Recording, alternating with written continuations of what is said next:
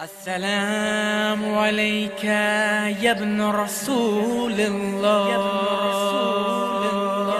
إمام حسين إمام حسين إمام حسين إمام حسين إمام حسين إمام حسين إمام حسين إمام حسين. He is the son of Ali and Fatima. He is the grandson of Muhammad Rasulullah. He is the carrier of the purest heart. In his blessed house, so he's shining like a star.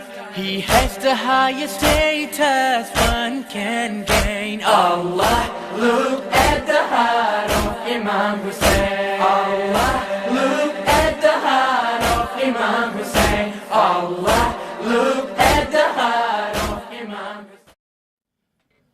أعوذ بالله من الشيطان الرجيم. بسم الله الرحمن الرحيم. نحمده ونستعينه ونتوكل عليه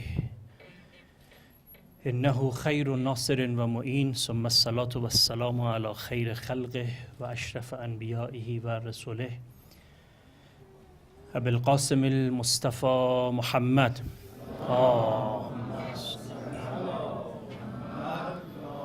صلى الله عليه وعلى أهل بيته الطيبين الطاهرين المعصومين وأصحابه الخيرة المنتجبين.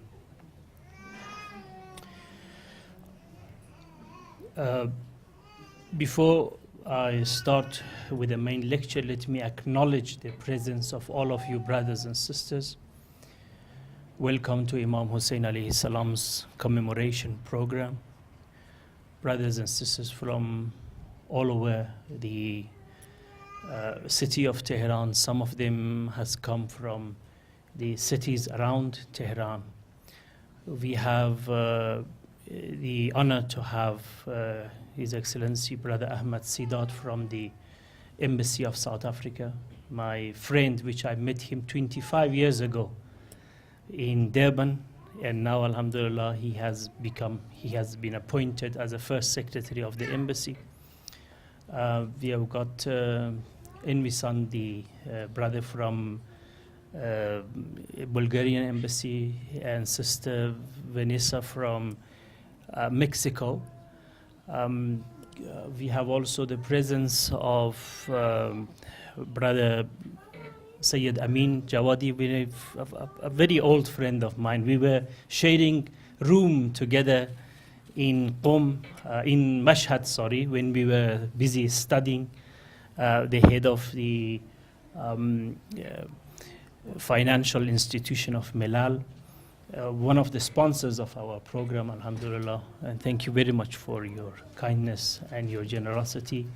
Dr. Mahmoud Waizi, also my colleague from University of Islamic Science, Razavi University. We were at the same period of time, we were busy at the university. Dr. Elahi, also from university lecturer, Hujjatul Islam Khodadadi, the son of a Shaheed and the head of the Shuhada Foundation here in this region. So many brothers and sisters, like all of you have to be thanked, all of you have to be named, but unfortunately time is not with us, and let us just touch at the main topic. We are here commemorating Imam Hussein alayhi salam.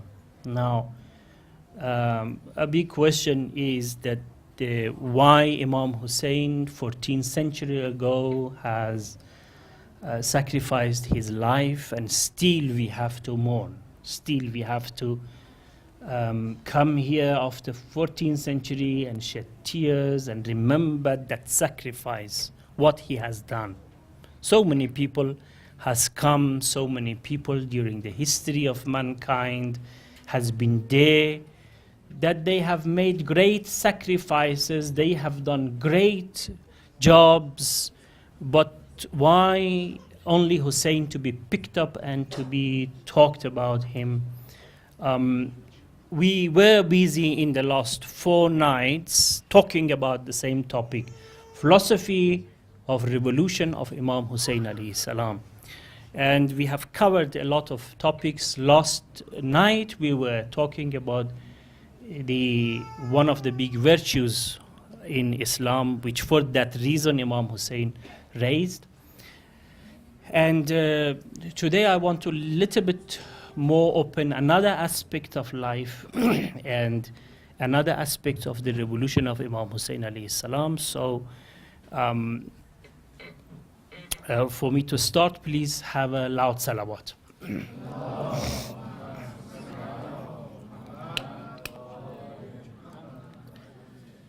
If somebody asks me what is the most important verse in Quran, I may say it is verse 71, chapter 17.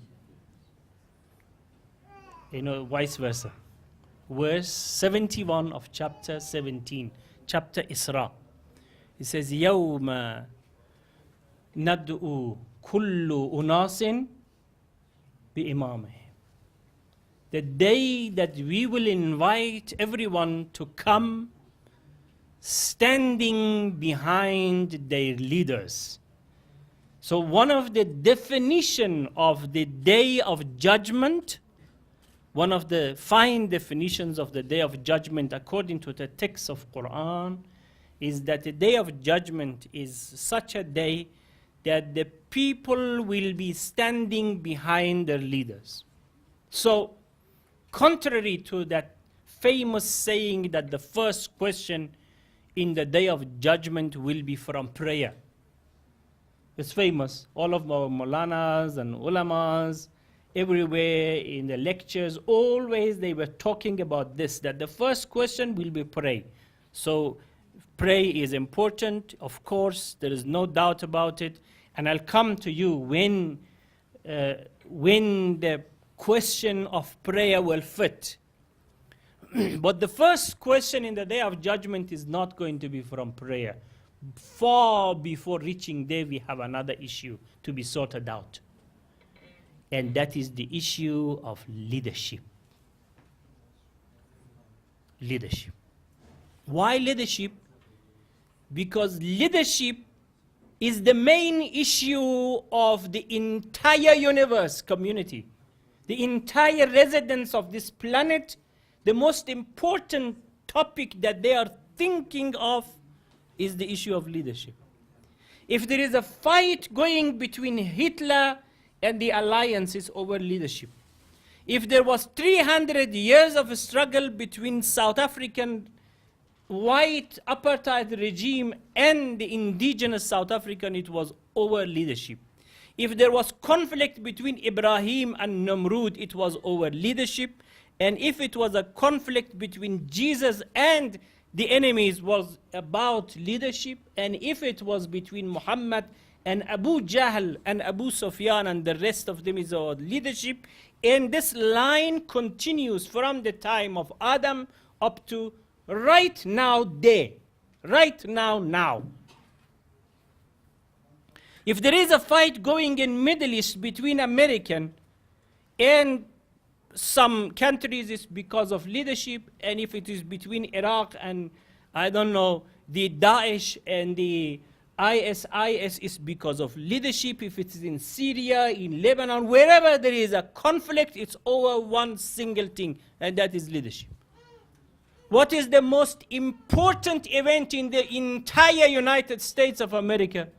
It's election time. It's leadership. So the whole conflict between humanity from A to Z up to now, up to the end of time, it's only one issue. Who is going to be the leader? Finish. End of story. And in the history of mankind from beginning up to now, we had only two lines. Only two lines. We don't have no third lines. We don't have anything in the middle. It's only two lines. Why? Because in the day of judgment, we are all going to lead, reaching only to two places. There is no third place there. Either we go to hell or to go to paradise. Your file in the day of judgment either will be given to your right hand or to your left hand. There is no other way to hold. It's only two. The whole history of mankind is either haqq and truth, and if it's not truth, it's definitely falsehood. Finish. End of story. Only two. Truth or falsehood. So if you are follower of a truth, then thank you very much. Happy you. And if you are not follower of a truth, then no matter if you are or not in the opposition side, you are already there. There is a famous saying by George W. Bush when he was standing on the ship when he started his war on terror. He says, in war on terror, either you are with us, and if you are not with us, you are going to be against us, even if you are not fighting with us. Famous. But this is not Bush sentence. This is Imam Hoseini's sentence in the day of Ashura. Do you know that? This is Imam Hoseini's sentence.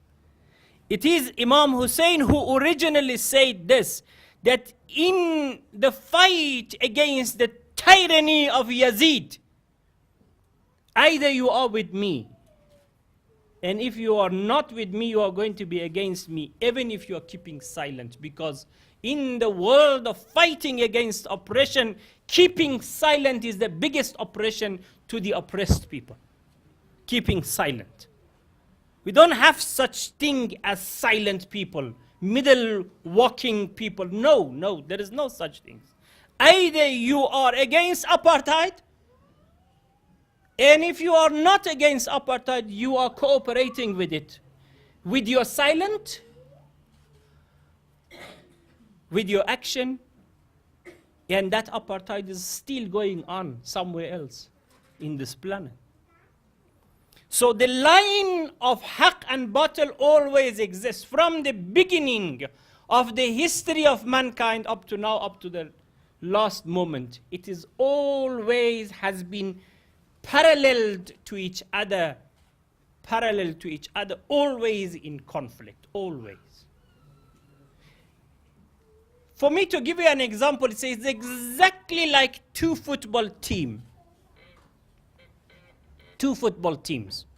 When you go to Azadi Stadium, you are playing with the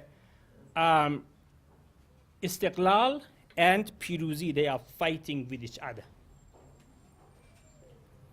Now, first of all, this is not a new team. It has been there for ages. Players always changed. Captains changed. Field of player has changed. But the aim and objectives of the teams hasn't changed. Not yet. Always they are after victory. And sometimes it takes for them 30 years, 40 years later to take revenge.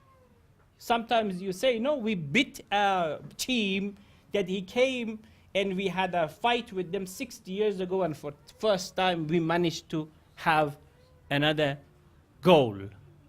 Because team changed, people changed, but the aim and objectives of team is still there.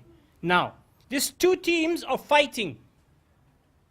So in the stadium is only two teams. There is no third one for you to follow.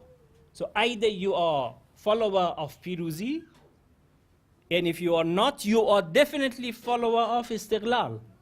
Because you don't go there just to sit in the middle, that whoever, is the winner, let me encourage him. No, you are either this or that. There is no anyone in the middle. You either appreciate this team or you are appreciating the other team. And that happened in the history of mankind all the time.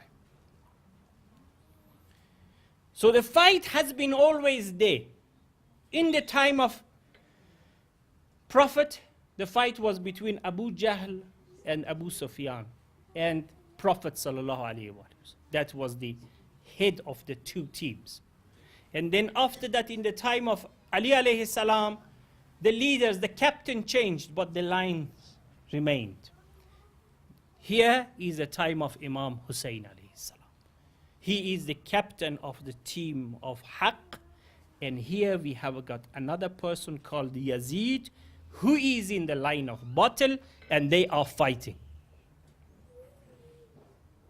Now, for us to know why we should support Hussein, why we should always think about Hussein, why we should keep the blood of Imam Hussein fresh as it happened yesterday, for us to actually recognize who was Yazid. You remember last night I have given you a glimpse of what Yazid was.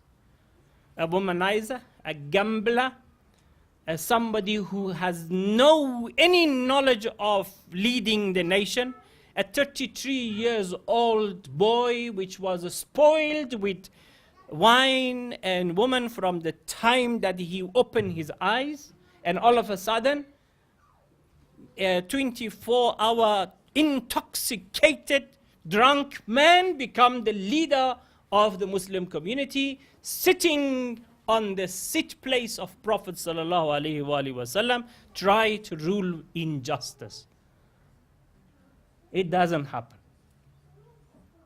From the other side we have Hussein, who was being trained by the Prophet from the time of childhood. The whole life is full of virtue. Never told one lie in his life. Never did any sin in his life. The whole life spent serving the community, helping the poor, thinking about Allah, promoting the right religion, promoting the words of God to the community. And here this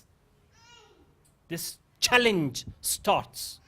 When Muawiyah dies, they ask Imam Hussein alayhi salam to accept the tyranny of a person like Yazid. But Yazid is not someone that Imam Hussein alayhi salam can cope. Why? Because it gives you a lesson.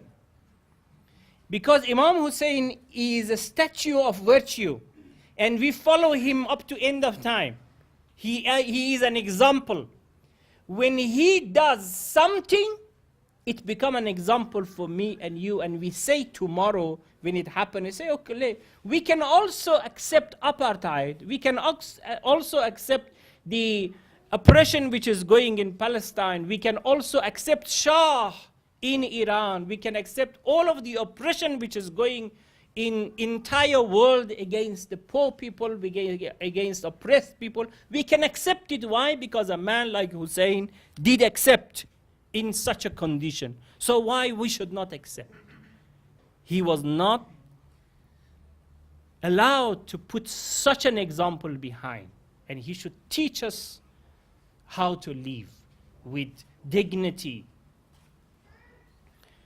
So he sacrificed his life. He's not ready to accept, and then he has been cornered in the land of Karbala, offered to accept the kingdom of Yazid and pay allegiance to him, and he is refusing. And as a result, Imam Hussein alayhi salam says, I am ready to sacrifice, I'm ready to give blood, not only me, but 18 of my members of Ahlul Bayt, 18 of my household, and 72 of his friends, among them 17 from Africa. The black brothers from Africa were accompanying Imam Hussein alayhi salam bravely, with no apology. All of them, they offered their life to sacrifice for Imam Hussein and for the aim and objectives of Imam Hussein so bravely that we should not allow that blood to be shed for nothing. It has to be always remain fresh, and that is the philosophy of all of this Hussein telling in the entire world. That's the philosophy of 25 million people walking from Najaf to Karbala every year. The biggest walking practice in the whole entire world. 25 million people.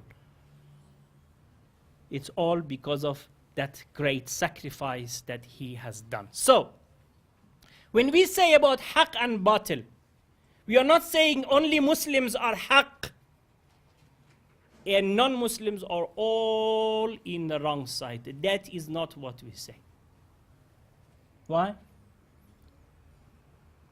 Because haqq and batil in every age and in every time has got a sign and has got the front line. So we have to go and find those two front line, and then based on those two front line, we will find who is supporting line 1 and who is supporting line 2. If somebody supports line 1, he is the follower of haqq, he is a supporter of haqq.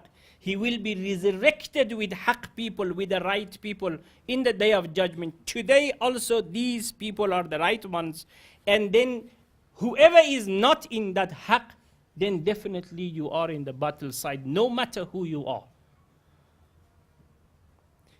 It is possible, my brothers, to publish Quran with millions like King Fahd and King Abdullah and King Sulaiman of Saudi Arabia, and distribute it between Muslims freely every year, and give water, and also do some good constructions in Masjid al-Haram and all of these things. But still you are in the line of batil, in the line of falsehood. It is possible for you to pray tahajjud like Shimr, memorize Quran like Shimr, pray tahajjud like Umar ibn Sa'ad, but be in the line of falsehood. And it is possible also that you never prayed even one day, and in the day of judgment you be resurrected with Imam Hoseini alayhi salam. Like in the history of Karbala, we had a few Christians also involved there, not only Muslims. In the 72 members who lost their life for Imam Hussein, we had Christians who joined Imam Hussein on the morning, and on the noon they were among the martyrs of Karbala, and we mourn them, and we mourn for them. So we don't only mourn for Muslims, we mourn for Christians also who has lost their life there. Give an option to Mr. Nelson Mandela. Yet here there is a conflict going between Palestine and Israel, whom you support. You know what he says? My brother will tell you. He says, our freedom in South Africa won't be complete without the freedom of our Palestinian brothers. And that is the front line of haqq and truth. So Nelson Mandela, to me, in the day of judgment, will be among the shuhada of Karbala, among the friends of Imam Hussein alayhi salam, because if Hussein was alive today, definitely Mandela was going to support that Hussein. Because the line continues. A man like Gandhi will be with Imam Hussein alayhi salam. Whoever has done any struggle in the line of haqq and truth, they will be for Imam Hussein. And whoever has fighted against the truth in any time, no matter who you are, you will be in the line of falsehood. So that is the one issue. Now, we have to understand that today also Hussein and Yazid exist. It's not that, of course, the physical Hussein is gone. The physical Yazid is also gone. But the spirit of Hussein and the spirit of Yazid still exist. When you come and you slaughter an innocent journalist, a baby, a young girl with Boko Harams, with IS in Syria, in Iraq, in other places, you arrest women, you arrest children, you sell them in the market of Mosul. You behead them with no any crime but being named Ali or Zahra or Fatima or Hassan or Hussein, and just killing uncountedly for no reason, just to create a type of terror environment. you are in the line of Yazid, because that is the behavior of Yazid.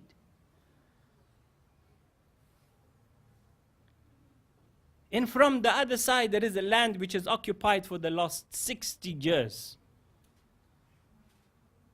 And the innocent children, the women, the indigenous Palestinian people has been even denied of their basic rights of giving vote. You know, I was in South Africa 93, and I know the taste of apartheid, because I get into the bus which was written white and blacks. There was toilets for blacks and white. There were churches for blacks and white. In Geertjekirk, in Westdene, in Durban, in Johannesburg, in the rest of, they were operating. You as a black person wanted to enter the church. Sorry, this is for white people. Why? Because blacks had been created for whites. You are supposed to be slaves. You should work for me, not to come and sit in the same chair worshipping Allah. No, that is not. That's not Allah. I tested this. I've been there in that environment. And my brother Ahmed knows exactly what was happening. The segregations, the different communities, different environments, different lands for different people. You're not allowed to marry a white person. A black person were not allowed to marry a white person.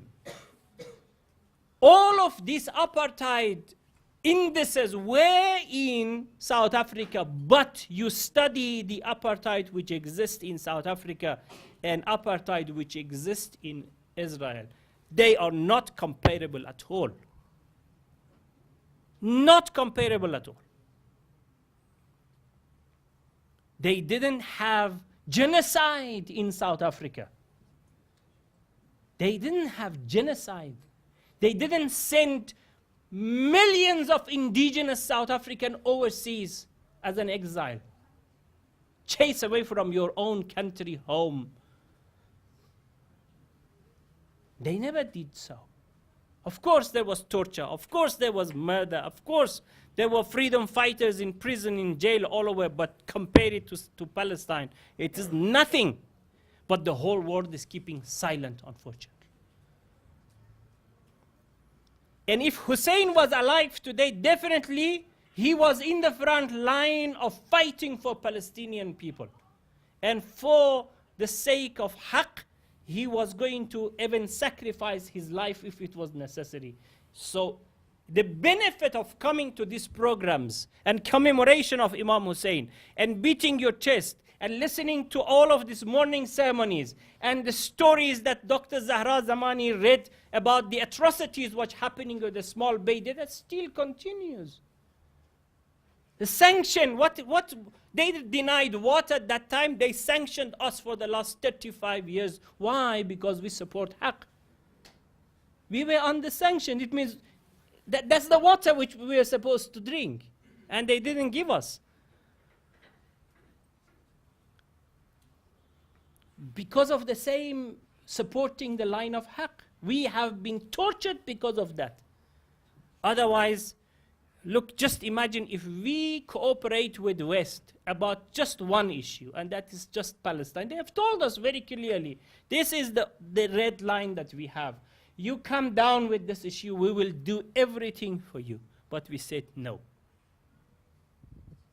I'll give you a good memory. Dr. Velayati told me himself personally. He said, in the time that we were in war with Iraq, every day we were receiving missiles from the front line, 12-meter missiles coming to Tehran. 12-meter missiles. And when it hits, it destroys between about half kilometer by half kilometer. Just imagine. And every day, 2-3 of these were coming to Tehran, every single day. So the whole 7 million population of Tehran gone to other towns. In Mashhad, in Semnan, in Qom, other places, they were scattered around the whole Iran. In that hard condition, The ambassador of Russia wants to meet Imam Khomeini. I have a big mission. I have got a big message, a secret message to talk to Imam Khomeini. They can't tell us no. Brezhnev has told us that we have to talk to only Imam Khomeini. So fine, okay. They went to Imam Khomeini. So what's your story? And the same time that they were sitting, I think the timing also was selected somehow that a missile should hit Tehran. At the same time that they were sitting with Imam Khomeini, a missile came and bombed, and then the whole Tehran was shaking. And so Imam Khomeini was sitting there negotiating with the ambassador of USSR. So what's your story? He says, do you know these missiles are made where? He said, yes, it's your missiles. We know that. It's made in Iraq, in Moscow. He said, I've got a deal for you. So what's your deal? He says, stop giving guns to Afghanis, and we will stop giving missiles to Saddam Hussein. What a lucrative deal. You, the diplomats, you know exactly what I mean. You know? What a lucrative deal. Sack them. Why I should sacrifice my people for some poor people in Afghanistan? What I can gain? I am under pressure of my own nation. I should look after my own interest of my own nation. So leave them aside. Yeah, that's a good deal. That's a good victory for us. You know what he said? He never talked to the ambassador one word before. He said to the foreign minister, Dr. Velayati, chase away the speak from my office. Chase away the speak from my office. I am not here to negotiate about the destiny of our oppressed brothers. We are ready to suffer, but we are not ready to leave the oppressed people suffer. That's exactly what we are doing at the moment also. And what Palestinian probably can give us, what Syrian people can give us, we'll give them. They will not give us nothing. There is no oil in Palestine. There is no oil in Syria for us to fight for it. They cannot pay back the favor that we are going to have to them. So we don't have no financial interest there. It's just that Syria is a bridge for us to be able to deliver to our oppressed brothers in Palestine what we are supposed to. That's the whole reason. Finish. And I know what they do. Because when we came from South Africa, about just 3 days after the famous war of the victory of Hezbollah brothers with a bag of money from South Africa collected from Muslims to deliver to them, we arrived in Damascus. We did not have no visa, no passport, nothing. We arrived there. They took us from there and they transported us to Lebanon with no asking, no questions. That amount, these people were cooperative to support the front line of struggle. And because of so much cooperation that the Syrian government had concerning the whole issue, because of that, they have to be punished. They have to be removed. And if they have been removed in Lebanon and in Syria, the next step was to come to Islamic Republic of Iran. And they captive the women here. And the same way that they sell our children and our women in Mosul, they were going to sell our children and our women here in the streets of Tehran. But we didn't allow them to do that. That is how much powerful we are. The line of Haqq today is a powerful line. Just imagine 15 years ago what was happening around us. In Afghanistan, we had Taliban, our blood enemy. We had in South, the Iraq, Saddam Hussein, our enemy. In Lebanon, it was Rafiq Hariri, an ally to Saudi Arabia. In Bahrain, they had stability. In Yemen, they were ruling. The whole region were controlled by Saudi Arabia. What is happening today? What happened? what we did in Afghanistan without spending $1 or spending one drop of blood. We beated our enemies by our enemies. We used American to get rid of our enemy in Taliban. We used our enemies to get rid of Saddam Hussein from Iraq. We fighted with the statue of oppression in Lebanon, and alhamdulillah, we are victorious there. We are the one who is ruling there. In Syria, they wanted to remove Bashar. We said, we are not going to allow you, and we didn't allow them to do what they wanted to do. And in Yemen, they are struggling to be saved, but they won't be. We are going to be victorious in that field also. So the whole region is again our friends. And we are progressing for all of these gains that we have, and inshallah, one day by one day, we are in the line of Imam Hussein. Understanding the message of Imam Hussein alayhi salam, we are going to defeat all of our enemies.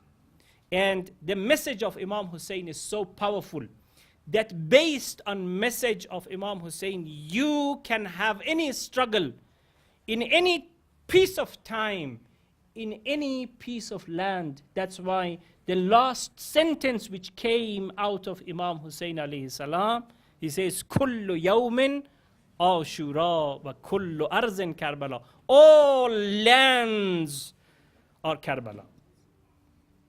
And all time is going to be Ashura. It means it's not going to be ended here. It didn't end it there. We are not allowing them to end the story there. This is a conflict which is going on, and the final victory is definitely going to be for Imam Hussein alayhi salam's helpers, whoever they can be. Just now that we are sitting here, there is a woman boat to Gaza. Has started from Asmara and gone about 10, 15, about 2 weeks ago, and then they have been now in the shores of Gaza, and the Israelis are preventing and arrested some people and attack exactly like what happened 2-3 years ago. A group of women, 10 women from each country, all freedom fighters, journalists, MPs, the Olympians, some heroes, all women. They don't have no arm. They just want to remove the siege on Gaza, the biggest cage of our time, the biggest prison, the biggest open prison of our time. That the people, just because they're defending their dignity, they are not allowed to have any access to anywhere in the world. Why we should be like that? Why we should keep silent? So if you want to be Hoseini in our time, you have to recognize who is Yazid and who is Hussein of your time, and just follow that footstep. Otherwise, you are going to be wasting your time. If you come to all of these programs and weep and cry so much that the blood come out of your eyes and you are not in the right line, you are not a Hoseini. But if you don't have even one drop of tear, but you understand the philosophy of Hussein of today, that who is the Hussein of your time, and which is the line of oppressed, and who is the oppressor of our time, and you support the oppressed one against the oppressors, then you are going to be in the line of Hussein, and you gain from coming to these programs. Otherwise, no gain. You just wasted your time, your energy, your money, your food, and all of that. The last word. This water has been kept in the fridge. For what reason? We're keeping this in the fridge because when I get thirsty, I should be able to drink the original water. That is the philosophy of Imam Hussein's revolution. We have to keep the struggle of Imam Hussein, the revolution of Imam Hussein, as original as it was day one. We have to keep that blood fresh. Why? Because we need sometimes. We, in the time of struggle against Shah, we used philosophy of Imam Hussein. You remember the elders in the streets of Tehran, streets of all of this Iranian nation, you come and you come with the struggle of Imam Hussein alayhi salam. You call Khomeini the Shah, the Hussein of time. And the whole struggle started in Ashura of Imam Hussein. In Khordad, it was Ashura of Imam Hussein when it started. And then the commemoration, the 40 days of Imam Hussein was the next commemoration of Shuhada, and it continued. We used philosophy of Imam Hussein alayhi salam's revolution, we get rid of Shah. Then the war was imposed on us. We used philosophy of Imam Hussein alayhi salam's revolution, we did manage to come victorious out of that war. And then all of a sudden they have imposed a war in Lebanon. Using the same philosophy, we are victorious. Everywhere when we have a struggle today, our brothers and sisters in Syria, in other parts of the world, if they are fighting against the terrorism of ISS and also the terrorism, the governmental terrorism of Israel is using the name of Imam Hussein, we will be victorious. So no matter that, you should not keep on keeping the message of Imam Hussein alive, but you are not using it. When it's time that you are thirsty, just drink it. And that's exactly the time that we have, that we need philosophy of Imam Hussein to be kept fresh, to be kept alive. Salawat.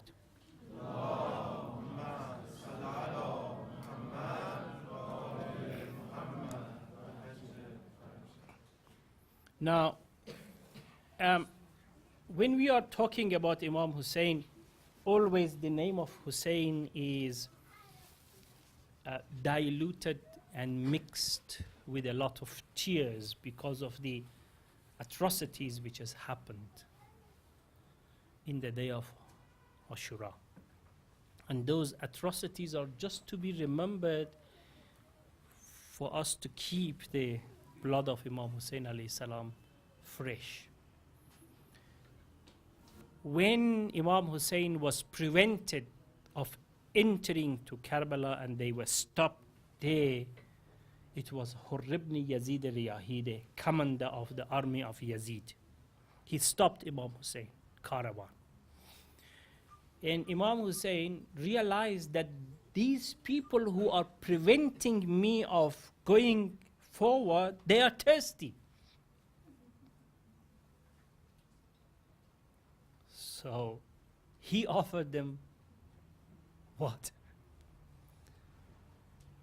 And not only them, but he realized their horses need water. He offered them water. They were carrying some water, and they gave them the water. That is the dignity of the man. Because it is the statue of Haqq. He is the righteous. He is the spokesman of the righteousness. He is a person that he is not after only this worldly gains. He looks at a human being, even if he's my enemy, even that he has stopped me here, but they are thirsty, let me offer them water. And he gives them water. The same people who are looking at all of these generosities on the 9th of Ashura, they have blocked Imam Hussein alayhi salams to reach to the water. They were probably about 200 meters away from the water. But in the camp of Hussein, it was the same type of environment that we have. This year of Ashura is coinciding with the exact time and exact date of exactly the same time of the year it happened, because we have difference in solar and lunar calendar. We normally commemorate with lunar calendar, but this lunar calendar, every odd years, they coincide again with each other, and this year is one of these years that is exactly the same season it happened. Not like today at noon time you were out there. Here is a little bit cold, but Iraq, Karbala, the degree today was about 35 degree. So take 35 degree of heat. Now in the camp of Imam Hussein alayhi salam, the children and the women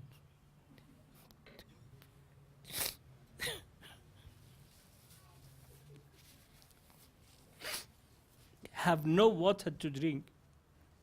They blocked. They realized these people have to be under the sanction. No water has to be offered to them until they accept. In this struggle for water, Abul Fazl al-Abbas, the brother of Imam Hussein alayhi salam, the brave brother of Imam Hussein, several times he comes to the tent and he sees the children are suffering.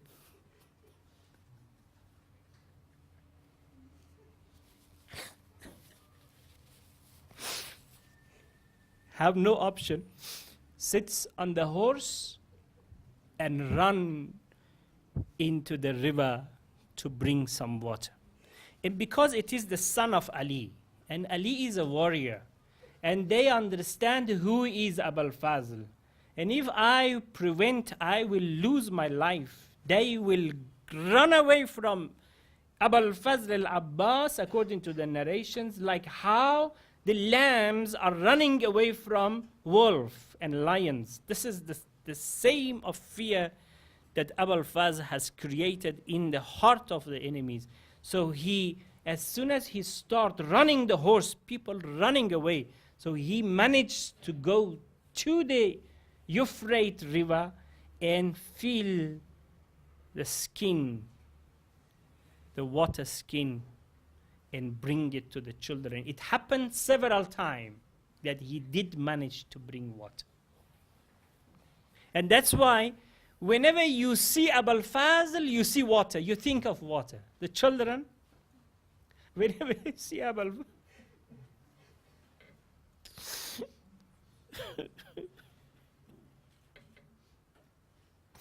the name of Abul Fazl, the look of Abul Fazl was the look of a person who can provide water. So all children, if you are thirsty, you see Abul Fazl, you go and rush, you ask for water. That's exactly the environment which happened. That's why after that he was called Saqqa, meaning the water bringer, the water provider. And it happened in the day of Ashura also. In the day of Ashura, when Abul Fazl al-Abbas came and he saw that everyone in the tent is thirsty. He did not manage to. He asked permission, my brother,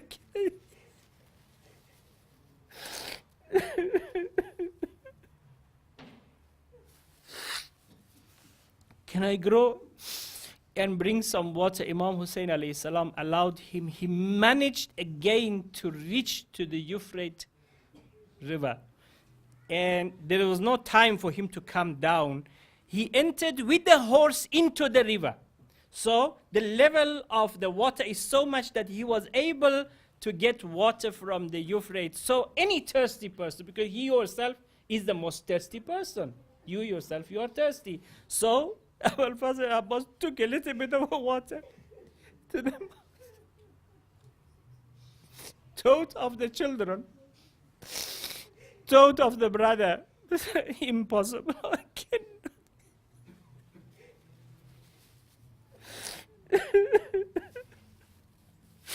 Throw the water back into the water, filled the skin out of the water, very happy. I'm going with water.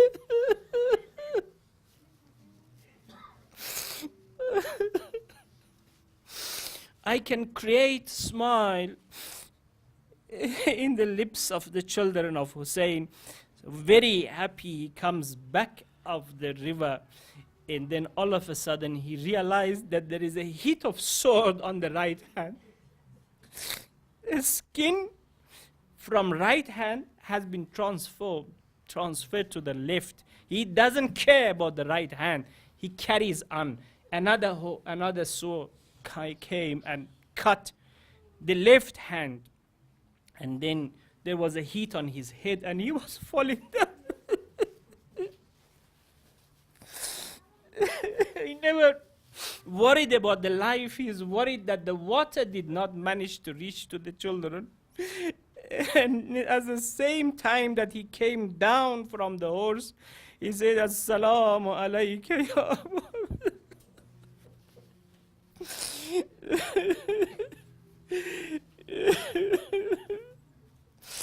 He said, Ya akha adrikni, oh my brother, help me.